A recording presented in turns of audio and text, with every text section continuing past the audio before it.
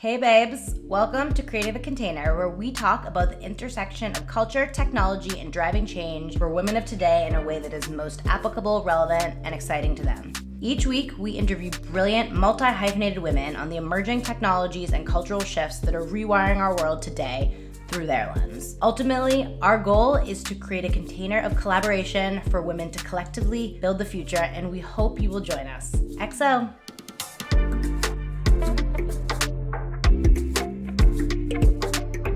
Well, I'm so happy we're finally doing this. I feel like we're just having one of our regular conversations, which makes us even more enjoyable since it's been a crazy week for both of us. And, you know, I'm very pregnant and you're all the things. Very crazed with 3 kids under 3. But I can't wait to talk to you. I feel like there's a lot of stuff that I'm really excited to dive in on the motherhood front, as well as entrepreneurship front, and someone that's launched an NFT project and been putting their money where their mouth is as it pertains to migrating parts of their business from Web 2 to Web 3. So first I'll introduce you. That would be a good place to start. Great. But you're our 4th guest on Creating the Container. This is Juliette Brindak Blake. She is the CEO and founder of Miss O and Friends, or co-founder, I should say. And most recently, they launched their first NFT collection. We're obsessed with the art. We're obsessed with the project. It's a bit more focused on younger women, teens and tweens. But I will let you introduce yourself in a bit more detail. So yeah, in your own words, tell us a little bit about yourself and what you're working on before we dive into all the juicy fun stuff. So we just launched Miss O Cool Girls, like I guess about like almost a month now, which is like kind of crazy because time is just, I don't know what time is. What is time? Like literally what is time. But it's the first NFT project that's designed to celebrate and support girls and what it means to be a female of the future. And for me, I'm really excited to showcase girls in like these non-traditional roles and really celebrate that there's no one definition of what it means to be a girl through our art. So it's a 10,000 randomly generated PFP collection. We're minting now on the Ethereum blockchain, and we're bringing out traits that we see girls have like in puberty and things that they might be insecure about. So like we have girls with acne and braces and like the bad like bang haircut, or like you cut yourself a mullet, or like you shaved off your eyebrow because you went to go pluck it and thought that like shaving would be easier, like things like that. So we're really trying to bring light and really celebrate those traits. And for anyone who's familiar with like how PFP collections work, the rare ones are usually the most expensive ones. And so for us, we're kind of flipping that a little bit on its head. And the rarest girls have the realest traits for us. So like we, again, really want to like put those qualities that girls are insecure about, but that every girl goes through, and like have those be like the most valuable and celebrated. So that's like from the art perspective. And then the idea is that we are really bringing our community of Miss O and Friends, which we can talk about, later, like into Web 3, and doing this through a bunch of different initiatives with our partnerships, with like a whole education component. And for me, it's just been so exciting because everything that I've always built has been really around like changing this narrative for girls and like empowering them and putting their voices center stage. And that's why I was so excited learning about NFTs, because I was like, this is such an incredible way to do it and reach like more people and also give back to the people who are excited about this mission too. For sure. Yeah. It's so funny because I feel like the girls generationally, we're the same age, I think. Yeah. They're so much cooler than we were at like 13, at least on TikTok. They don't seem like they're doing the stuff. Everything you mentioned, the rarest traits, like I mean, when I was 13, I was like, the highlight of my appearance was being able to change the elastics of my braces colors, like for Halloween and holidays.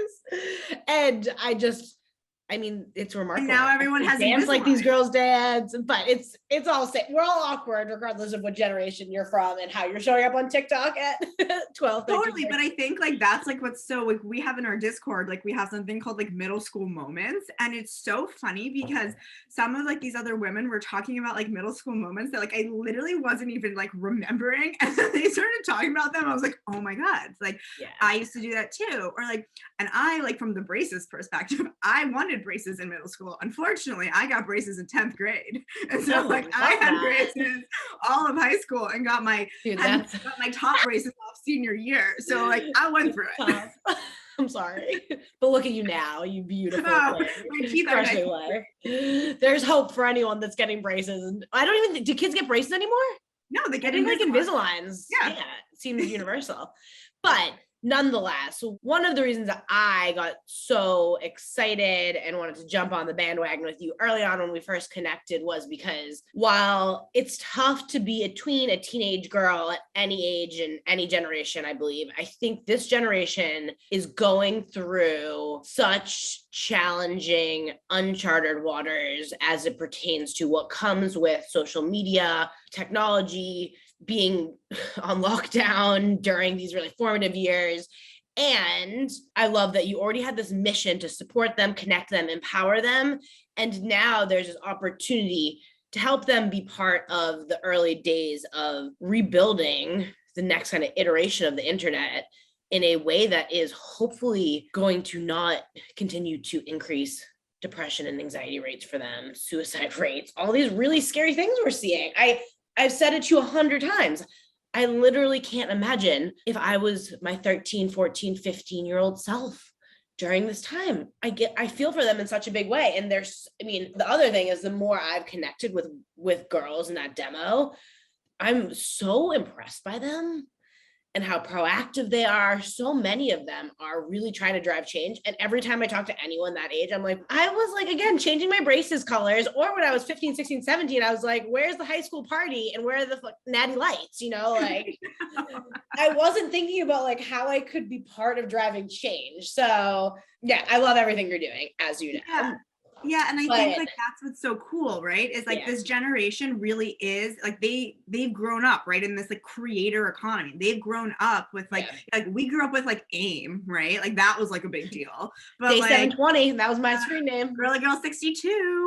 So with a U. Oh, that's a good one.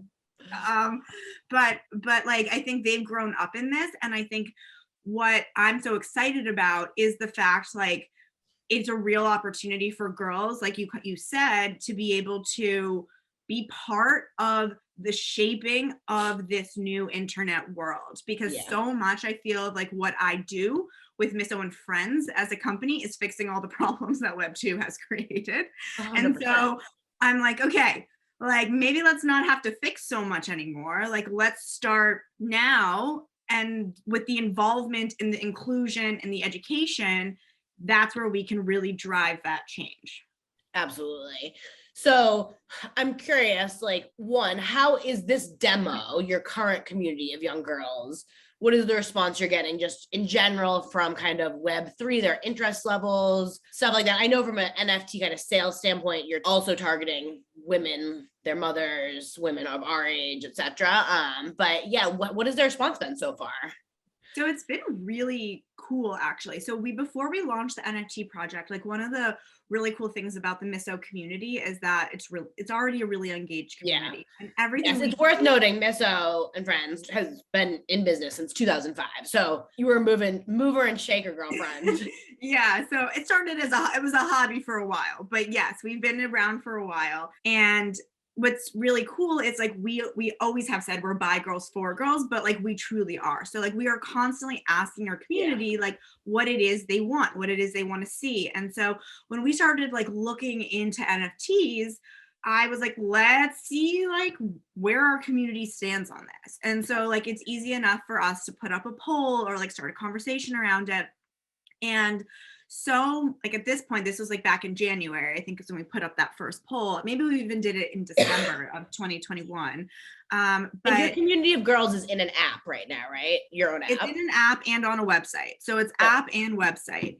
And so basically like what I found was so many girls had no clue. Like literally like most of them had never even like most people in general, right? Like had not heard the, NFT like put together in a set, like as a word, except if it was like someone's initials. So I think like that was really interesting to me. But as soon as we started like talking about it more, there was a lot of curiosity.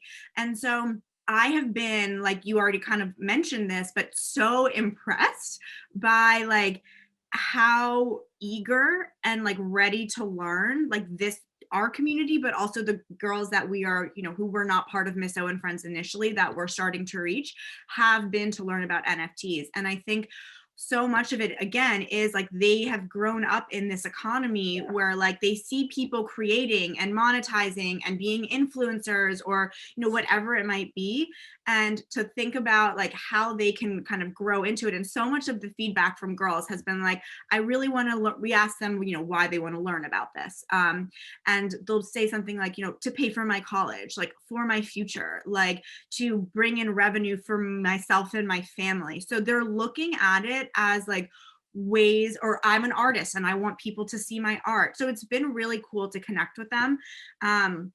And, you know, we're doing, and, you know, we can talk about it more, but like we started something called the Girls Who Mint Fund. And this is a way that like we've been actually able to really onboard girls, do one-on-one like onboarding Zooms with them. But we again, like we get to know them and we get to know like why they're excited, and help also direct them into, you know, with other, you know, resources and content for them to learn how this can apply to them.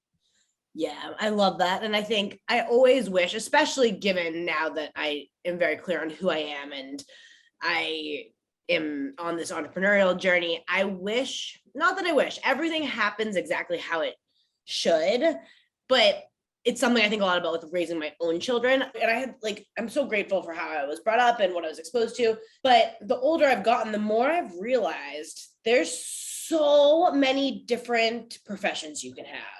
There's so many places you can live. The world is truly your oyster. If you can dream it, you can build it. And there's just a lot of things I wasn't exposed to until I was in my mid-20s. Even I didn't move into my product career until I got a job at a startup and kind of fell into this product role, working with UX UI designers to build websites. And I sometimes do think about like how it would have been different. And this is what you're doing, which I love so much.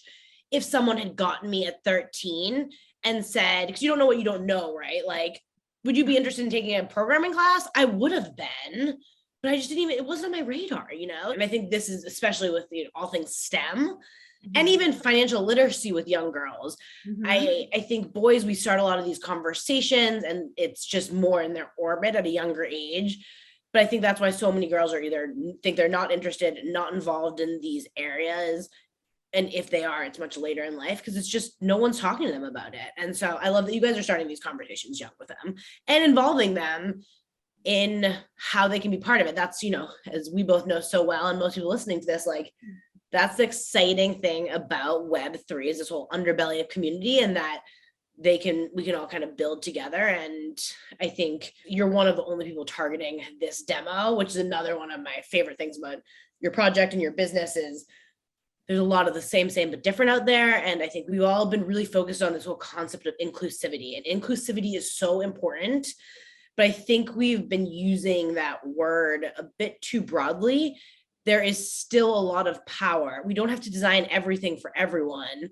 And there's a lot of power and value that can come from us building kind of more intimate or niche NFT projects or sub communities, whether it's young girls or working moms or whatever it is, to just create a bit more of a connection and ultimately something that's a bit more, you know, successful and catered to this group of people versus saying we're building something that's for all women of all ages, because everyone's doing that. And I think it's making people actually, I think it's doing the opposite of what we intend, honestly, in some instances, but that's a different rant.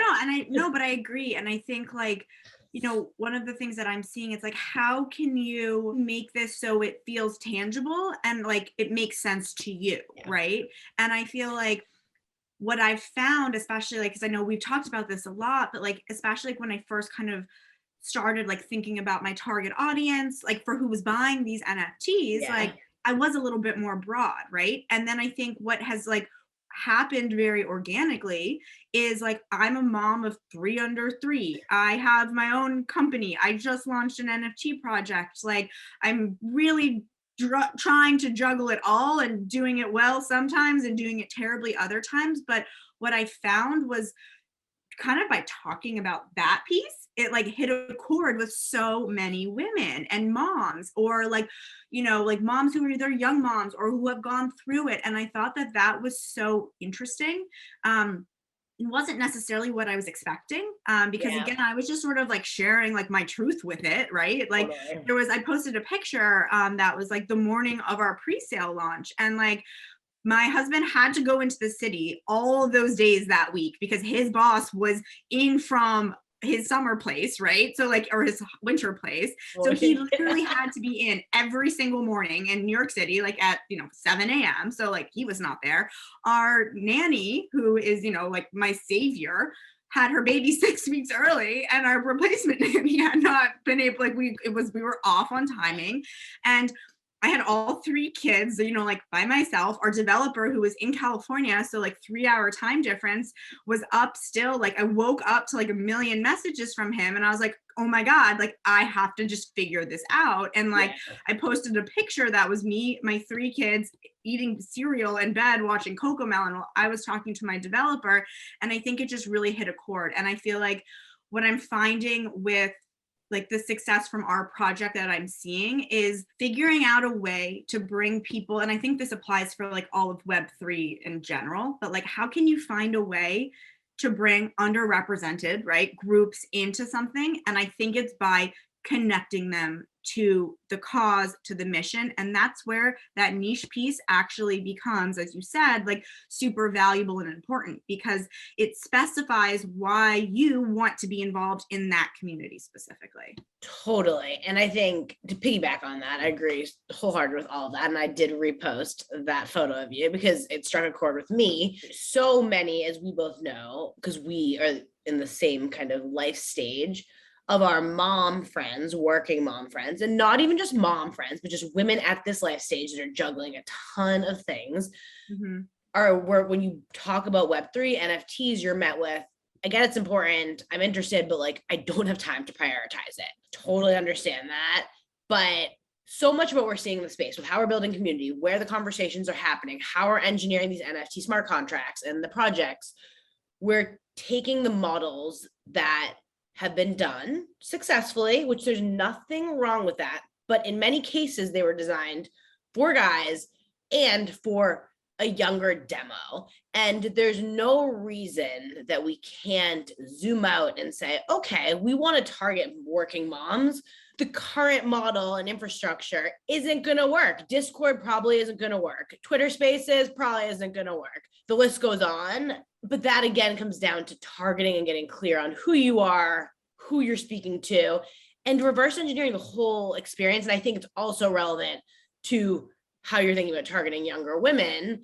And even that's why, again, I love how you're thinking about the partnerships. Like so many people can't see beyond what they see and know, which there's nothing wrong with that. But Web3 is really no different than Web2. And Web2 is just an extension of our physical reality. And that's where I hope people continue to really kind of internalize that and have fun with it and get creative with like, okay, like again, you as a mom resonated with people because especially after the last 2 years, we've all been there in some way, shape, or form. And most of us are highly ambitious. And like a lot of women are literally paying to work. Think about that. Literally. Childcare is not cheap. No. We know women's wages tend to be are statistically lower than men. Like you're pay, but that's how important your career is to you. And we have to continue to shift the conversation is my point. Like you can't, like you said, some days you do it all well, some days you don't. Yeah.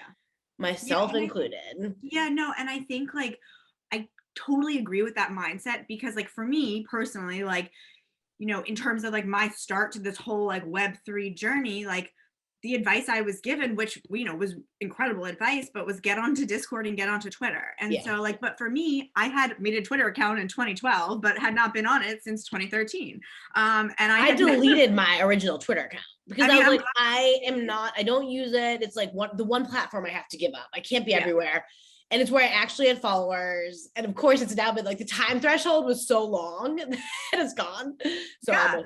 I feel like no, but like I actually, when I went to go create or like get back on Twitter, I was like, oh, I have to create a new account. And then like it was, my password was saved in my keychain from literally whenever the last time was I was on it. I think it was literally 6 years before that. And I was like, ooh, I've been on here since 2012. I feel OG, but I'm obviously not. But I think like what I'm finding again, like, and you said this really well, it's like there has been a lot that has been done a certain way, and like there's not anything wrong with that. But I think, again, if we want to bring more women, and then even more so girls, into this conversation, we can't just be doing it the same way that it has been done, because those platforms are just traditionally not as native. And like for myself specifically, like, you know, I'm trying to disconnect when I can. And I'm trying to like, you know, I have my limits. We've talked about this, my limits on Instagram that get ignored like 10 times a day, but like I still try and set them. But I think like so many women are in the same boat as me and you when it comes to that. And to figure out ways of places that are native, platforms that they're already using to talk about Web3, I think is so important, because if we don't do that, we just automatically exclude a huge percentage of the population just because like they don't want to, don't have the time, can't figure it out, some of the other platforms. And I think too, like one of the things that has been really interesting for me in terms of talking to, and I'm sure you have similar experiences with this, but like in terms of talking to women about Web3, so many of them have been like, oh, like, I'm not going to ask my husband. He's going to explain it in a way that just like, no, like doesn't make sense. Or like I went for a walk with a friend the other day, and she's like, okay, like explain to me like NFTs and web, like let's talk about it. And at the end of our conversation, she was like, I'm so glad I like asked you about this, because all I've been envisioning when I think of NFTs or Web3 or the metaverse is like guys sitting on their couch, VR goggles on, like going to a concert. And I was like, I get that. And that's like the third time I've heard that. Actually, I've heard it more than that. And I think there is this like misconception about like what it is. And again, I think it's because of how this has all like launched and how the projects that are the really big ones and the blue chip ones are still very male. And so for me, that's why it's such an exciting opportunity to think about how to do it differently and actually be able to build this inclusive environment where it doesn't feel intimidating and women can see how they can get involved even if they aren't an artist or they aren't a coder, because there's so many applications. If you just continue to like try to find these parallels to our existing world and things historically in Web3, it's same but different, right? So like for me, before this whole world, the big learning curves are when I first moved into product and started to get really comfortable on the technology side of Web 2. And I was learning mostly from men and programmers, and I got there, but like once things clicked, I was like, okay, you made that so much more confusing than it needed to be. And then finance stuff. And I was thankfully raised with two parents that I'm more financially literate than probably a lot of women. But when I wanted to start to really get into the investing game, I look back and I'm just like, even how some of my guy friends like that are investment bankers, like God bless them, like would explain like things, these terms, it almost added more time to my learning curve because men and women are just different is my point. You know, we have different interests, our brains, not that different, but like, I think we need to just continue to show up for each other and design solutions and applications for ourselves. I think a big problem here too, or not problem, but one of the obstacles is a lot of the technology, the on-ramp technologies and kind of interconnectivity, what's the word I'm looking for? Interconnectivity. Yeah, the interconnect, just the way that everything like works connective together. Tissue type technology. Yeah, the same, but different. Hasn't been built yet. And once that's done, we'll start to see the mass adoption. But as we can continue to better connect the online and offline with this tech, I think we're going to start to see some really fun applications from women, non-binary people, etc. Yeah, and I think like what's been really cool is like, you know, we've been doing with this Girls Who Mint fund is like, we've been having these like one-on-one conversations, and like we're opening this up to like, it's girls, but then we also have like teenagers, and then we also have like young women, and then we're having like moms who have daughters, so it's like, again, like how can we be helpful? And what's been so interesting is a lot of the like, I want to say, I mean, it goes even younger, but like I'll just use this example. Like I had a conversation with this young woman yesterday. She's 28, and like, she is in like marketing for a beverage company.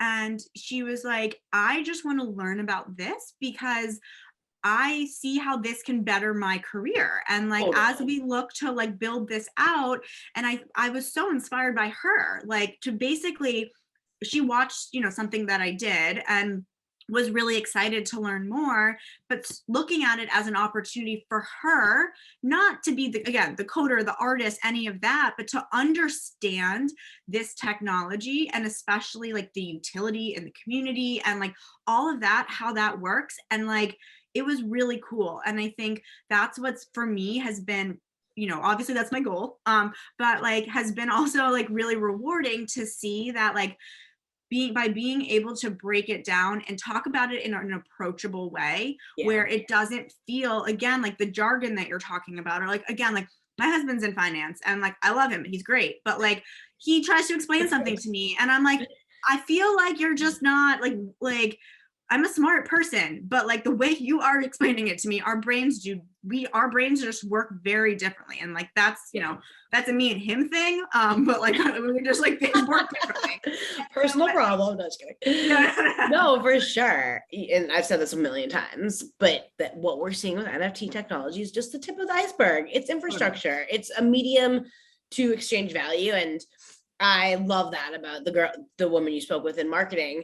I personally believe one of the big areas we're going to see NFTs start to emerge in a huge way is on the brand marketing front in the next 1 to 2 years, whether it is reward and loyalty program. We're already starting to see it, but product launches, using it as an exchange to provide any type of rewards or discounts. It's just such a natural progression for it. Memberships, which we're seeing. So, we've talked a lot about, we keep saying that we talk, you guys, if you didn't know, but that's been an area that I've been speaking more to kind of the business side of it. Cause again, I think as women, we have a lot going on. And like we said, people get it's important. People are interested, not maybe in what they're seeing and they don't have time to learn. If they can in their brain understand, okay, if I learn about this thing, it will help me launch my business, get my promotion, make more money, protect my data, my digital energy and identity, help me keep my kids safer. Then it's you recalibrate in your brain, right? You're like, okay, I can justify the time to learn or to maybe set up a wallet so I can start to, dip my toes because I know there will be a payoff on the other side of it.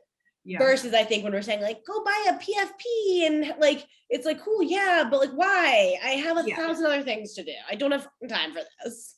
Yeah, totally. And I think too, like that has been, again, going back to like this minting fund that we started, like that's like the reason behind that, because there's so many barriers to entry, right? Like we've talked about this, but like it's such a clunky onboarding process right now. Like it is like a billion steps. Once you set them up, it's a little more smooth, but like to onboard is a lot. And then on top of that, you need to learn, and then you also have to put money into it. And so I think like you're asking a lot of a person to go do this. And I think especially when maybe the concept that they have of it is not actually what it is. Right. And like, so for us, like when I think about how we can lower barriers to entry, like, we're giving, 250 girls, women, non-binary, $100 worth of ETH.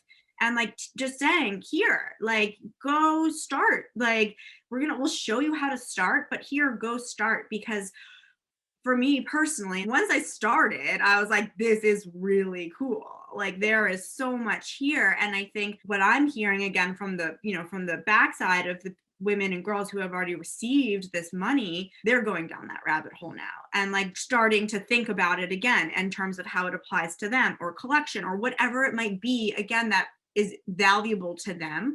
And that to me is like where we can actually, again, drive that change, bring in that inclusivity, because these women and girls are going to be the ones who now can get involved and help to figure out what this whole new world looks like. Totally. I think also as humans, but especially as women, a lot of us, it seems, and I'm certainly this way, we learn by doing. Yeah. And often the hardest part is where to get started. And I'll go back again to my kind of personal investing journey. For years, I was like, okay, so like, I think this company is going to blow up.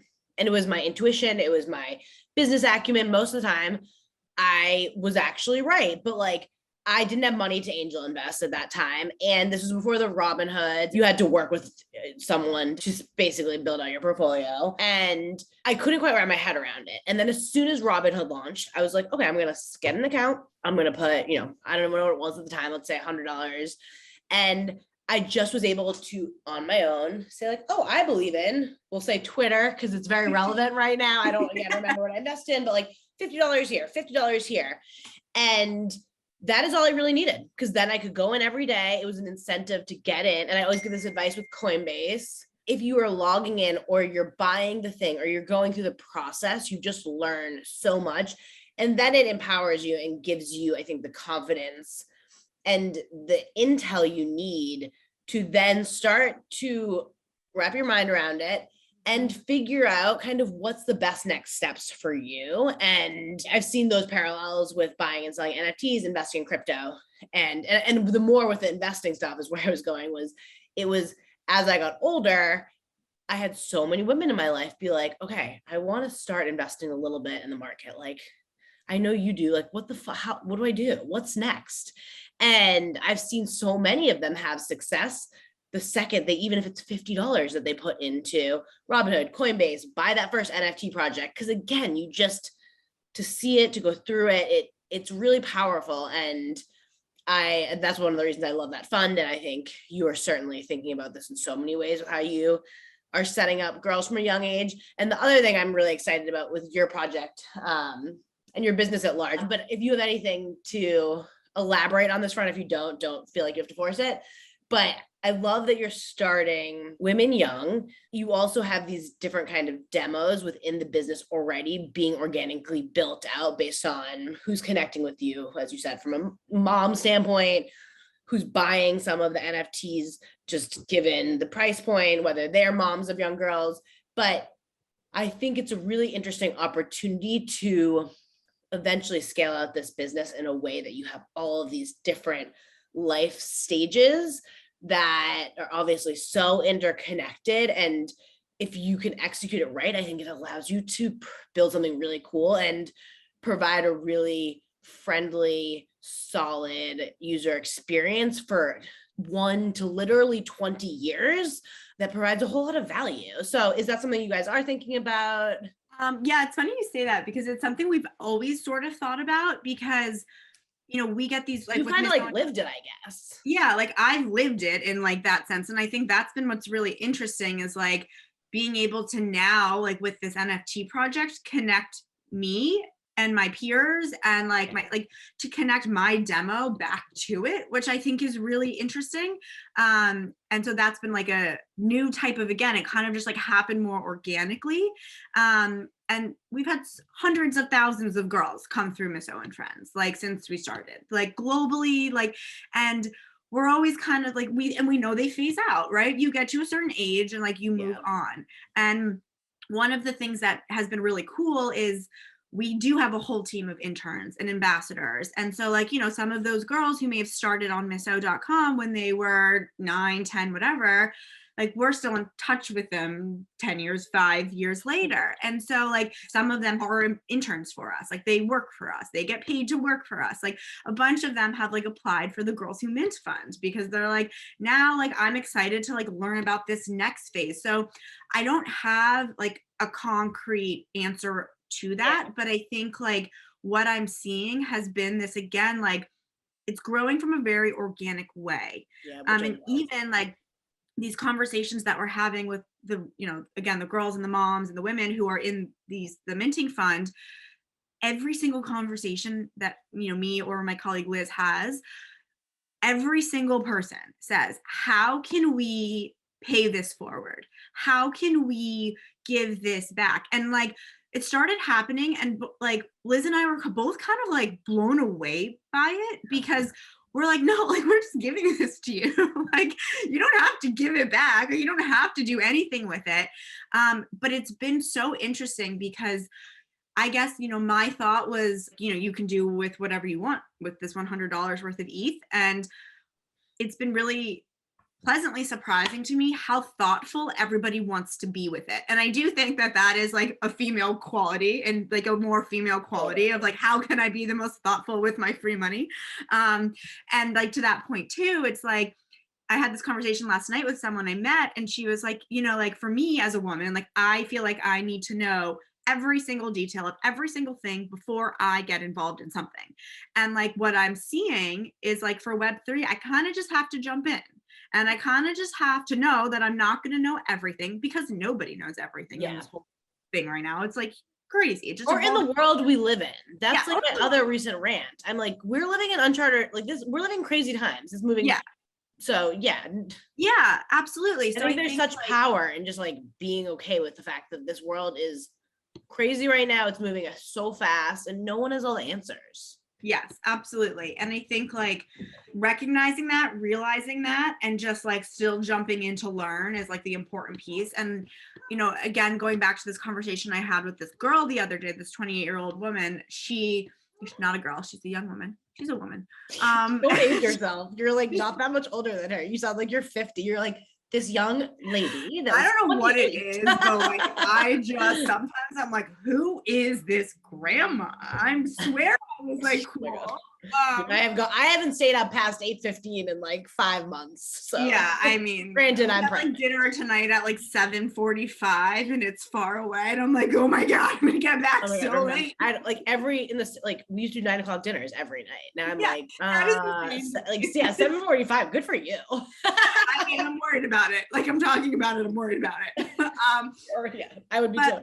But one of the things that this girl said was that, she's like, I'm making money at my job. I have friends who are making money at their jobs. And it was similar, because she had the conversation, what you were just talking about with your friends. She was like, I feel like I've been kind of late to the game when it comes to my own financial literacy and investing. And I know my friends feel the same, but like, it's so funny. She used the exact same word. She's like, I can't angel invest. I can't seed fund things. Like, I don't have that kind of money, but I have something that I want to put into something else. And like learning about NFT projects that like have, bigger missions, have larger goals. A lot of NFT projects are businesses, right? They're not just a project, right? They're a full-fledged business. They should be. That's how everyone should be thinking about that. They should be, right? If you're looking at it from a long-term, like longevity perspective. And I thought that was really interesting, because it was really cool to see that, looking at it of like I really want to learn about this now. I have money to put into places, even if it's $100, right? Like it doesn't have to be any type of, whatever is significant to you is significant enough. And so I think like that's part of it, is just starting somewhere. Yeah. And on the investing front, this is a little bit of a different conversation, but there's so much exciting change and not new models, but more opportunities from an investment standpoint for women than ever before, because more women are building businesses in this lens. We have more female investors that are, raising funds. For me, I actually recently made my first angel investment, not in a Web3 company, but there's something called an SPV, which stands for a special purpose vehicle. It's not a new type of fund, but essentially it allows a group of people to pool together money. So instead of, let's say I want to raise $100,000 for Unblocked, historically, I would go to 10 people or 10, 20 people and say, you have a minimum of buy-in of, let's say, 15,000 until you got to that 100,000. You then have all those people on your cap table.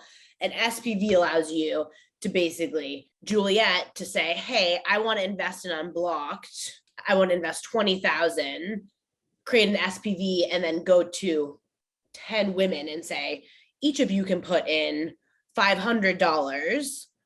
We will then invest through the SPV and Unblocked, and that would be on the cap table. And the cap table is basically just that one entity that gave you those funds. So when I first learned about it, I was like, this is my opportunity, because the barrier to entry is so much lower. Because to be an accredited angel investor, you have to, I think the minimum is you have to be making $250,000 a year. It's a high barrier to entry. And even if you're hitting that threshold, usually the minimum check size is 20 grand plus. And angel investing is very volatile. So there's more, and there's a lot of really cool businesses that women are building kind of off of the back of that model. So there's a lot of change happening. And I think it just speaks to the power of the other thing I wanted to piggyback on what you were speaking to is I've been thinking a lot recently about this whole concept of mentorship and just women supporting women, because I've always been a huge hype girl for other women.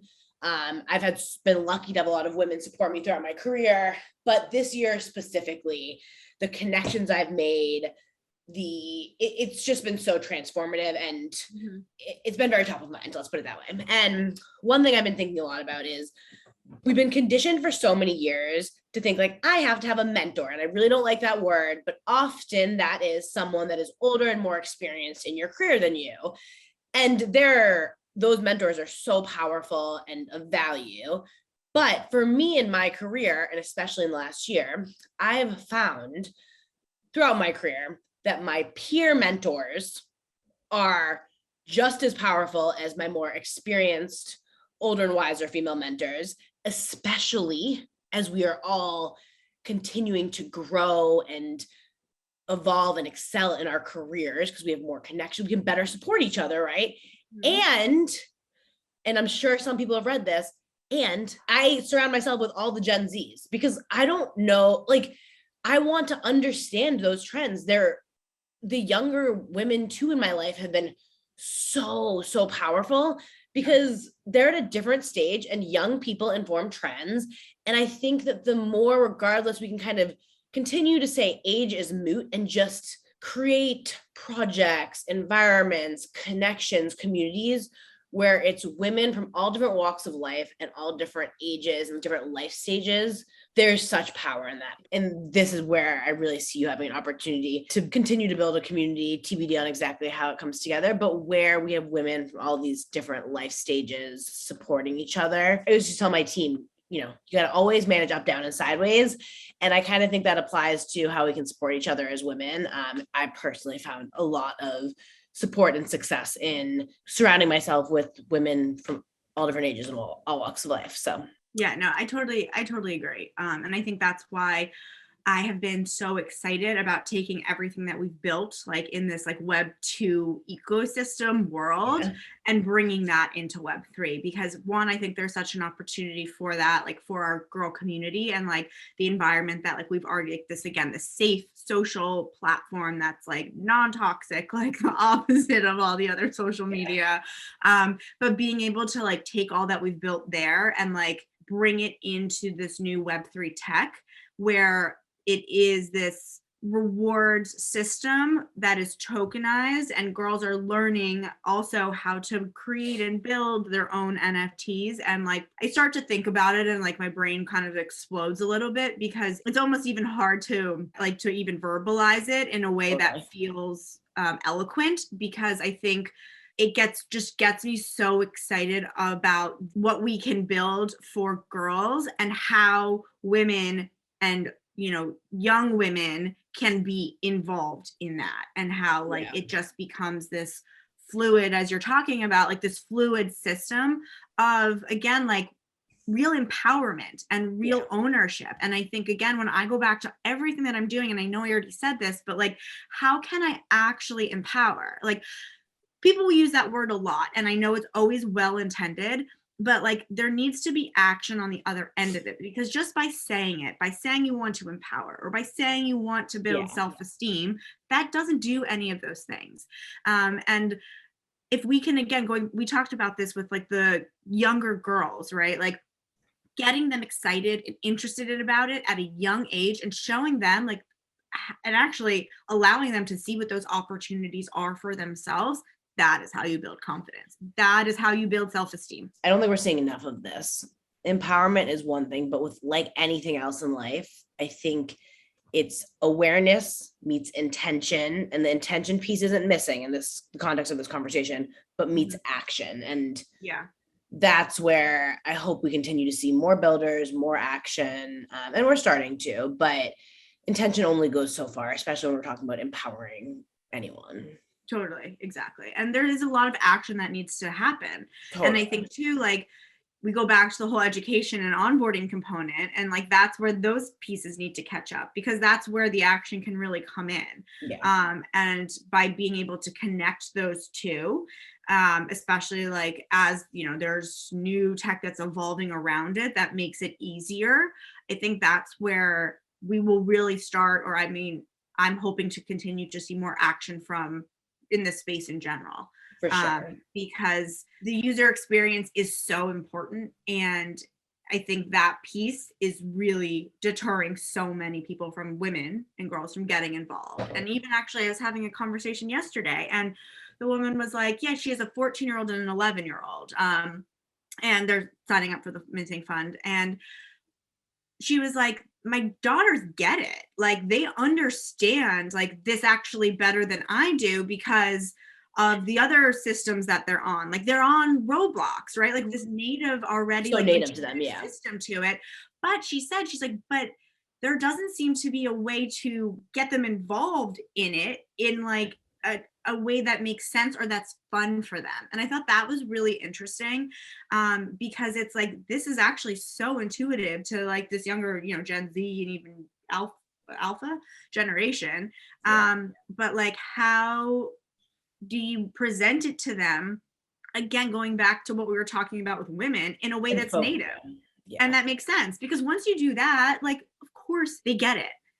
Totally. And I'm giggling because I was going to say, we talked a lot about this, but it's from day one, an area that I have found success in, and I've continued to lean in because the amount of success I found from it and the value I see it adds, even though it is a much slower game and a long tail game, is meeting people where they are and having more one-on-one and intimate conversations to meet people where they are, and then really engineer the conversation around how this tech can be most valuable to them.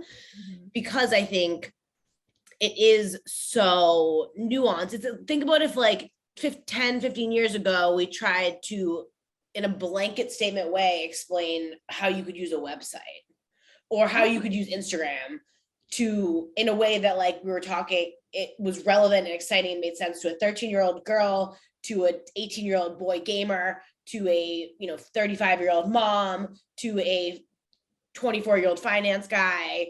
It wouldn't hit, right? So I think that's an area in the space that I'm continuing to, from a builder, advisor, and investor standpoint, really, really lean into, is who is actually getting really clear on who they're targeting and using this technology to build things that is designed for that more niche demo, because I think that's where we can get more people involved.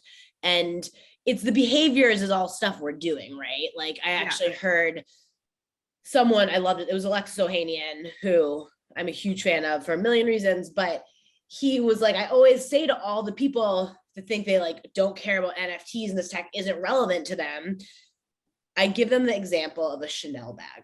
I think I might have said this on your live. I forgot. No, I was listening to the podcast yesterday, actually, and I loved this example. Oh, so. But he said, on Instagram today, people will buy a physical Chanel bag and they will take a picture of themselves and post it on their Instagram feed. Why do they do that? Sure, they like the bag, they're excited. Everyone's kind of why there is different. But the reason and the behavioral breakdown behind why you're sharing that on your public facing feed is no different than why people buy a very, blue chip PFP project, like a Bored Ape Yacht Club.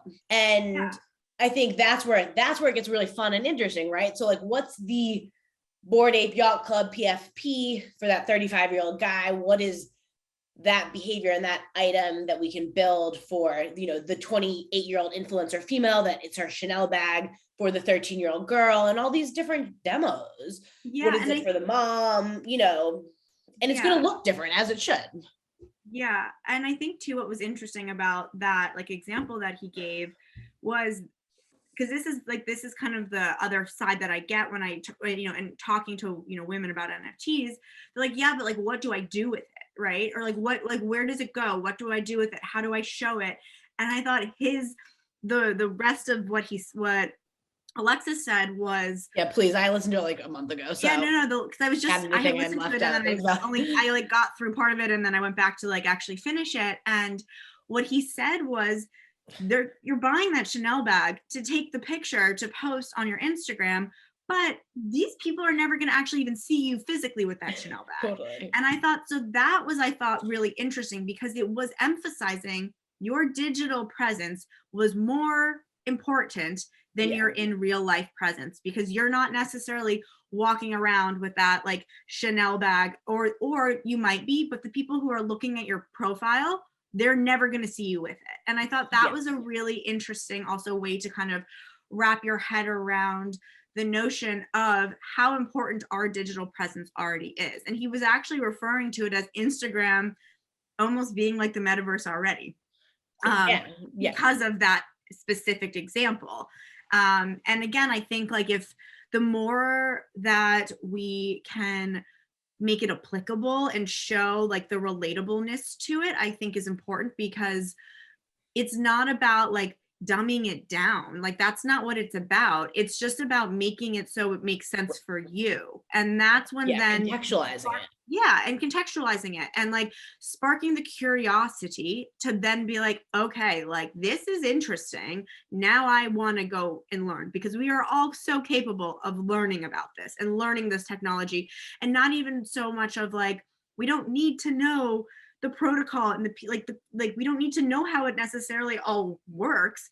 We just need to know that there's value into us learning how we can get involved in doing it. Yeah, exactly. And knowing that, like, just reminding yourself we're so early days, because that's the opportunity, that even if you don't want to be a builder, but that's where the opportunities all are sitting right now. But yeah, that whole podcast, Bankless, shout out to Bankless. I know, it was really good. He's smart. Also has the smoothest voice I've ever listened to. I'm like, I could listen to his voice on a podcast forever.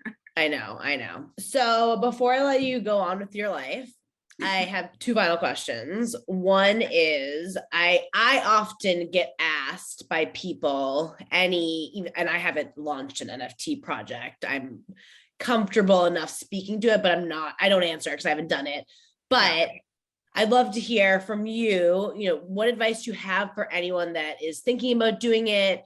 Do you think it makes sense for everyone? Anything that you think, as someone that's just kind of completed the build and is a few weeks into it being post-launch, that you think would be helpful to someone else that's thinking about it.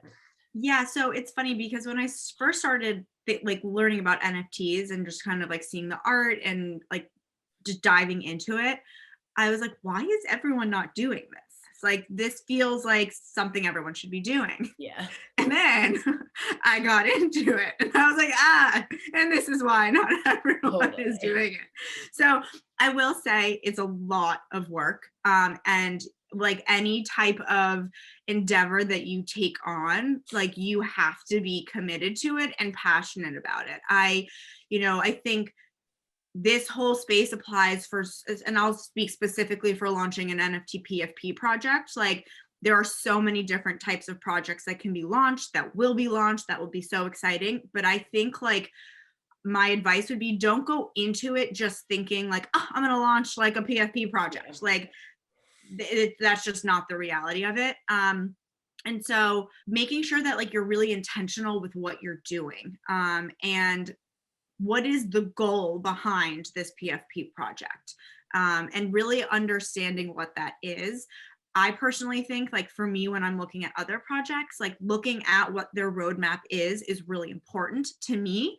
But then you also see the flip side where there's these hype projects that literally have no roadmap and like they sell out. So again, like figuring out which kind of you fall into, what's important to you. Like, is this something that you're looking at? I think again, the projects that have these more thoughtful and like roadmaps that are actually business plans, that's where like the long-term success of it is. And if you have an existing business or an idea for a business or something where like a PFP project makes sense for you, like I would encourage you to look at it. But I think too, like I've had some conversations with friends who were initially thinking like PFP projects, like this makes sense for me. I have this community, I have this and that. And over their course of learning and like having conversations, they're like, you know what, a PFP project actually doesn't make sense for my community. Like there's other ways that I can utilize this Web3 technology to, grow what I'm building, but a PFP project doesn't really work for me. So, and again, like for us, PFPs made so much sense because this was art that we also already have been part of our brand for the last 15 years. Like my mom is the artist behind this. She's my co-founder. And so like, this is art that has like been our IP that we have owned. And so for us, like it wasn't that extra step too of going out and finding an artist and like thinking through that whole piece. The art was, for us, the art has always been this native part of our brand and what has propelled everything else and driven everything else. And so it was really exciting to go back to that and like use that again as a vehicle to excite people and to showcase girls. And what, again, there's no one definition of what that means.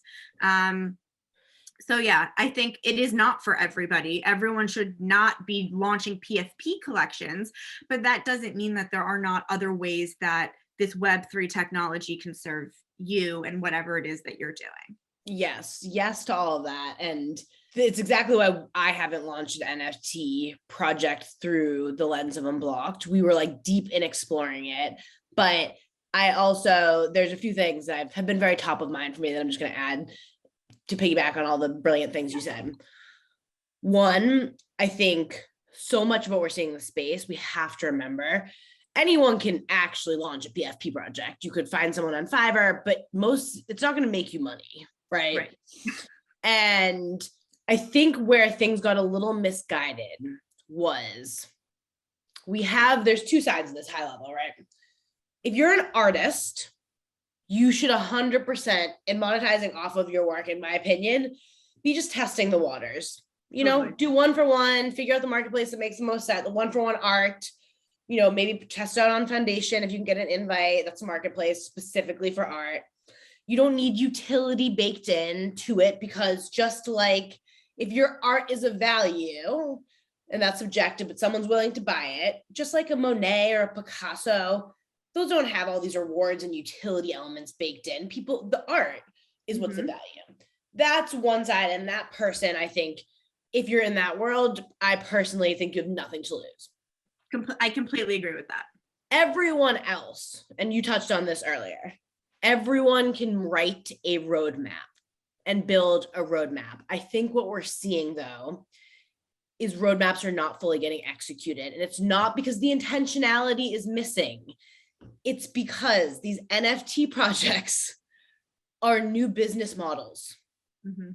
And the people that are succeeding in the biggest way, whether it's Bored Ape Yacht Club, Yuga Labs, you guys, Proof / Moonbirds, VeeFriends, they are proven builders and successful entrepreneurs. And they understood that when we say we're going to build a huge community to do X, Y, and Z, or when we hit we're going to start giving 10,000 people custom merch. They knew that that's not a small feat because it's the same as building out a roadmap for your business. And anyone, whether you're in product or you've built a roadmap for your own business or someone else's, it requires a team, it requires capital, it requires thoughtfulness. And I think everyone assumed that anyone could do an NFT project, and we could all kind of use these roadmaps that are very exciting. Yeah. And in theory provide value. But as we all know, not everyone is cut out to be an entrepreneur or a business owner. Not everyone is a good operator. And it doesn't mean you're not talented and smart and good at a lot of other things. But what I've been saying to everyone is, if you're going to do a utility-driven NFT project, whether it's PFP or not, if you want it to succeed, you have to think about it in the exact same way you would think about launching a business, because they're no different. It's going to require the same components and framework to actually have it succeed. And this is also new. I don't think you could fault anyone for not knowing what they were signing up for, right? But that is, I think that's how we all have to start thinking about it, because it's a lot of work. Yeah, and I could not agree more with that, because it's funny, like, and I might have even done it in this podcast recording, but like, I refer to it as a project, but it's not a project. It's a business. Like, it's a full business. And so I was talking to someone the other day, and they're like, oh, like, how's it going with your NFT project? And I was like, it's great, but I essentially launched a whole new business. And I think it's a new business model. It's a new business model to like, it's tied to an existing business that I have, but it's a completely new business model. And I think, I knew I was doing that, right? But like, and I have already launched a business, and I like understand how all of these things work together. But I think when I first started learning about NFTs, I wasn't essentially thinking about it as a new venture, essentially. Yeah. I now do, obviously, and like have changed my thought process around that months ago. But I just think that it felt like, to me, again, like, oh, these are projects. Why is not everybody doing this? And it's because you are launching a new business. And I think, again, if you have an idea where this PFP, specific type of NFT, like, makes sense for your business, amazing. Like, go for it. Like, build that stuff out. Like, if you're a builder, if you're an entrepreneur, like, if you are like driven and have that like fire under your belly to create and disrupt and change, like, absolutely go for it if this PFP model makes sense for you. But you can also still be all of those things, and the PFP model just might not make sense for you. So and I it's think the same if it's a membership token. Right, exactly. Like, you're launching a digital version of the Soho House, or dependent, like Gary V's other project, Fly Fish Club, which is a membership token to a restaurant. Like, that's no different than him using a new mechanism and a new model to build an exclusive restaurant type membership like the Soho House. Like, exactly. and the mindset has been different, right? We're like, it's easy. And that's where, like, thankfully, I'm grateful for my brain and that I pause on certain things. Cause like, when early on with Unblocked, I was like, we're going to do the DAO, which is going to be an investment club. We're going to have the NFT project, which is going to like, and all these things. Cause I too, like everyone else, was like, it seems like it's like, I'll have all these components of my business. And then when I started to do my research and build my roadmap, I was like, holy shit, each of these are like separate businesses. And it's, even if you do something with it's more of like, a fundraising type DAO, it's a separate business. Fund. Yeah, it's like, and that's the thing. It's like, when you think about too, like, your roadmap, like, also wanting to figure out too, like, what is actually attainable and what is also like going to drive the most value too, like, for your community. And I think that's something to also consider. And roadmaps can always change and evolve. And I think my advice on that would always be to like under promise and over deliver.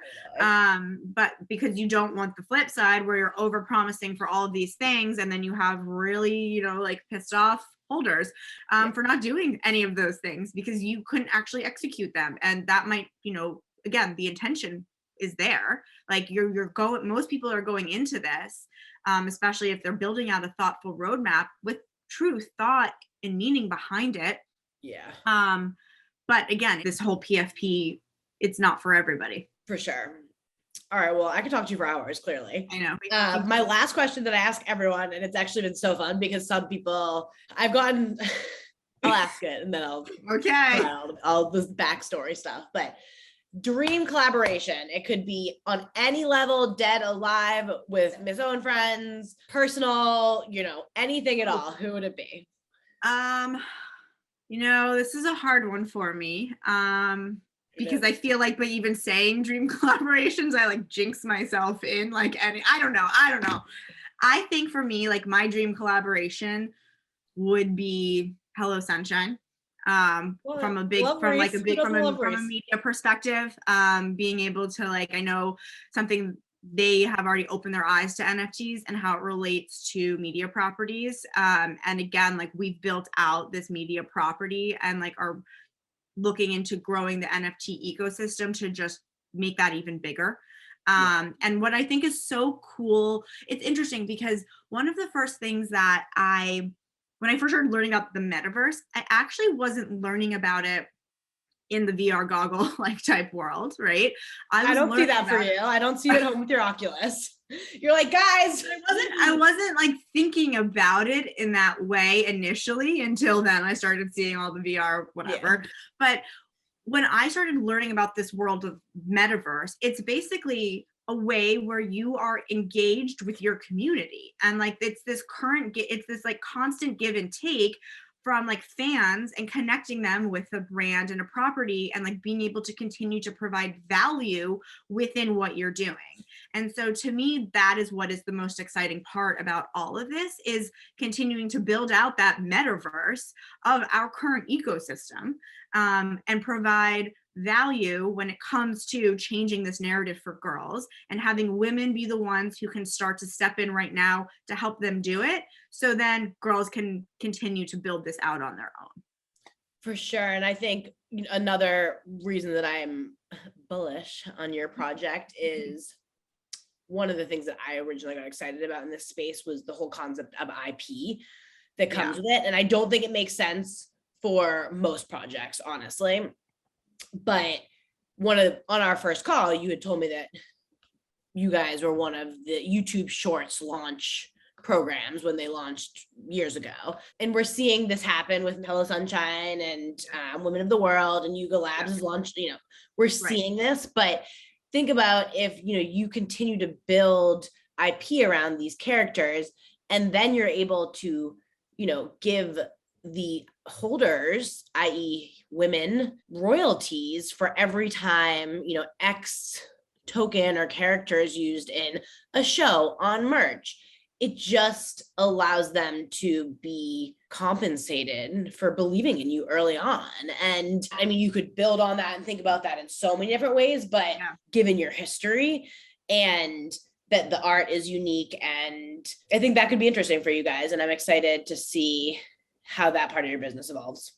Yeah. And I think to that point, like, we've had so many, like I said, we've had so many hundreds of thousands of girls come through Miss O, and some of those same girls or new girls or women, like to be able to like say thank you, right? In like a real way, where like, of course, like they're utilizing our platform. And so there's a social good component that they are getting from it. Of course, like they're getting that, but like to be able to like say thank you in a real way to people who have believed in us, believe in our mission, believe in what we're doing, and want to be part of this like real change, and also like have their stories like used and heard and shared.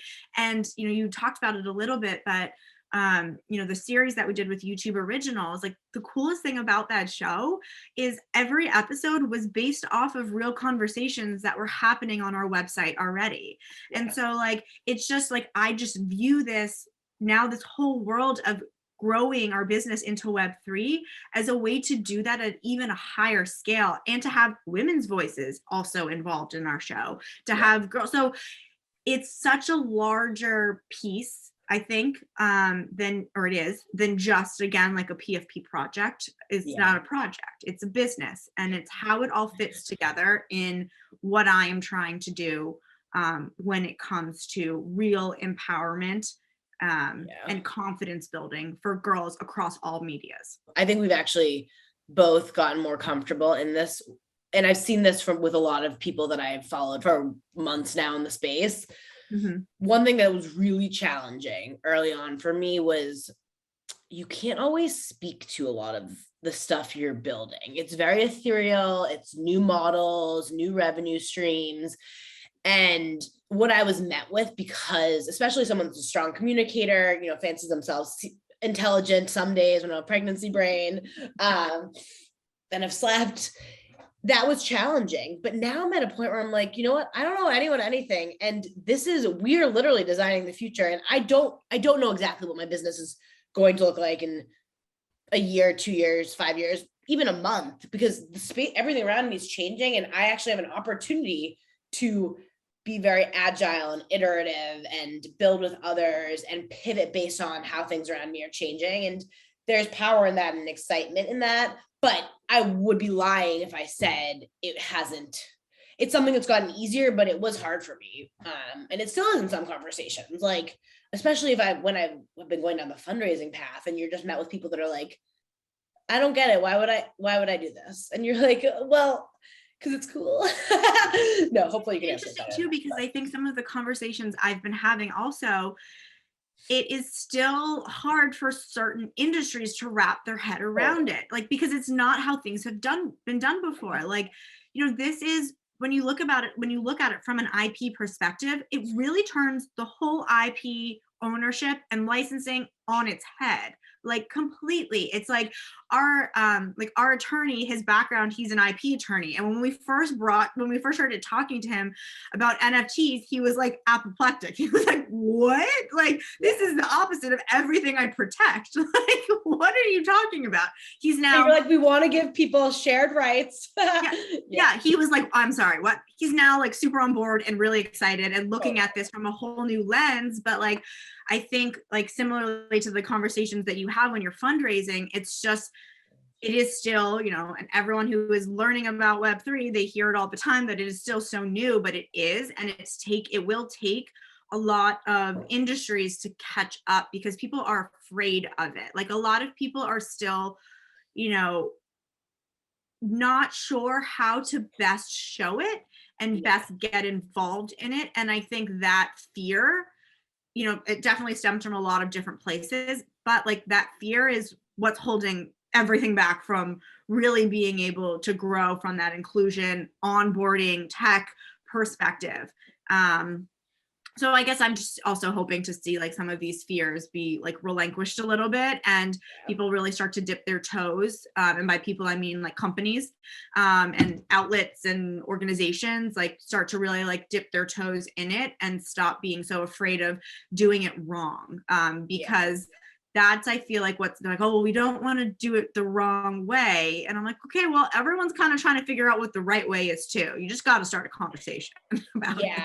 And I think the other challenge, that it's a blessing and a curse, actually, I think, especially with big brands and bigger organizations, but everyone trying to potentially think about building in the space, is by nature of how that this is a, in some capacity, a decentralized ecosystem. There's such high level of transparency and there's still so many uncertainties.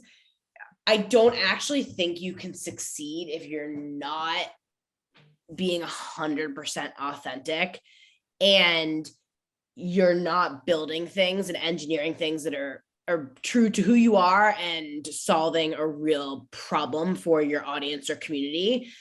And I think we're going to see a lot of missteps there. And a lot of people fail because we've been living in a world at large, but especially a business world for so long where it's a lot of smoke and mirrors. You can easily buy 1 million followers on Instagram and then be stealing someone's content and build a very successful, financially lucrative business by stealing from people. And that permeates so many different, I think, areas and industries. So, I'm excited to continue to kind of just watch things unfold. And I think, don't build to build. That's what I've been saying to everyone. Don't chase shiny coins. Don't feel like you need to rush. And I remind myself the same thing on a daily basis. And thankfully, people around me that on my worst days remind me of it when I'm not believing it for myself. There is time, and I truly believe the people that are thoughtful and patient and strategic are going to be the people that win. It's going to come down to who can build the most successful, authentic brands and engineer how they're monetizing and how they're connecting everything they're doing in a way that makes the most sense for their brand, their audience, and this tech as it evolves. Yeah, I totally agree. And We hear Lou in the background. I do. It's okay, Lou. He's like, you guys gotta wrap it up. But I know, but I totally agree. And I think one of the things that, and we've talked about this, I know you love Gabby Bernstein too, but she had this mantra last week that was stillness is the key to my success. And I thought that I was like, I needed this so badly because I was having like a tough week and just kind of, you do get caught up in some of the FOMO and all of that stuff. And I was like, you know what? I need to like recenter and just like be present and sit and think and be thoughtful and stop trying to compare or rush or do any of those things. So I loved that because I think it relates back to like the patience piece and just again being like thoughtful and intentional with whatever it is you're doing. Yes. And I love that Gabby mantra. And the more I have slowed down, the more everything around me has sped up, honestly. It's crazy. It blows my mind. The more I can just like be one, surrender, be one, be like water. To surrender your desires to the universe. Yes. But no, it's so true. And yeah, the FOMO culture this whole space is built on needs to go. It's not healthy. It's not productive. It's stupid. Agreed. All right. Well, I adore you. You're the best. Thank you so much for your time. And I'm excited to just watch you continue to build this thing and hopefully collab and support you however I can. You're a rock star.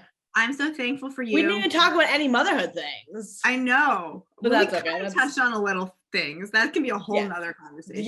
Yeah. But I'm so thankful for you and meeting you and like our friendship, but then also like all the things I learned from you. And I think also that's just what's so cool about this whole Web3 world is like, I sent you a cold email and like we have now been able to like we're going to be doing so I'm excited to see what we can continue to do together. And I think that whole piece is really should be inspiring for anyone who's interested in getting involved.